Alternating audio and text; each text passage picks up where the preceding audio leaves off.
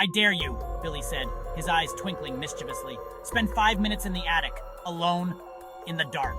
Timmy gulped. He wasn't scared, not really. It was just an old attic. What could be so scary about that? Fine, Timmy said, trying to sound brave. He took a deep breath and stepped towards the creaky attic door. The air in the attic was thick with dust and the smell of mothballs. It felt like stepping into a forgotten world, untouched for decades.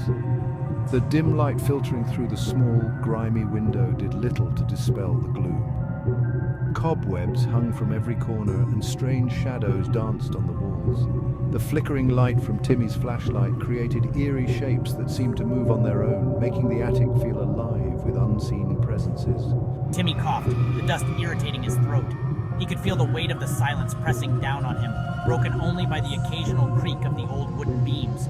He wished he hadn't been so quick to accept the dare. The bravado he had felt downstairs was quickly fading, replaced by a growing sense of dread. A giggle echoed through the darkness, sending shivers down his spine. It was a sound that didn't belong in this place, too cheerful and out of place in the oppressive atmosphere. He spun around, his heart pounding. The beam of his flashlight darted across the room, but there was nothing there, just shadows and dust. "Who's there?" he called out, his voice trembling. The silence that followed was deafening, amplifying his fear. He took a hesitant step forward, every instinct screaming at him to turn back, but curiosity and the need to prove himself kept him moving deeper into the attic. The giggling came again, closer this time.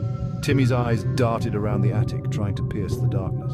Something brushed against his leg, soft and feathery. Timmy yelped and jumped back, tripping over a dusty old trunk. He scrambled to his feet, his mind racing. Was it a ghost? A monster? The giggling continued, seeming to come from everywhere and nowhere at once. Suddenly, a figure leapt from behind a pile of boxes, startling everyone in the room. Gotcha! It was Sally, Billy's little sister, her face lit up by a mischievous grin that could only mean one thing: trouble. Gotcha! She shrieked with delight, waving a feather duster in the air like a victory flag. Her laughter echoed through the room, filling it with a sense of playful mischief. "Sally, you got me again," Timmy exclaimed, his voice a mix of frustration and reluctant admiration. Timmy's fear melted into relief, then quickly turned into annoyance. He couldn't believe he had fallen for one of Sally's pranks yet again. He should have known better than to fall for one of Sally's pranks. She was always up to something, always planning her next big surprise. Timmy sighed, realizing that he would have to be more vigilant in the future. Sally's pranks were legendary, and he had just become her latest victim.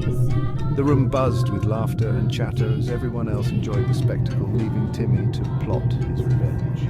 Just as Timmy was about to scold Sally for touching the old dusty book they found in the attic, the old grandfather clock downstairs chimed, echoing through the eerie silence of the house. But instead of the usual chime that they had heard earlier, it let out a blood-curdling scream that sent shivers down their spines. "Get out of my attic!" The clock face glowed an eerie green, casting an unsettling light across the room, and a pair of glowing eyes appeared in the darkness, watching their every move. "Get out of my attic!" Timmy and Sally didn't need to be told twice. Their hearts pounded as they bolted for the door.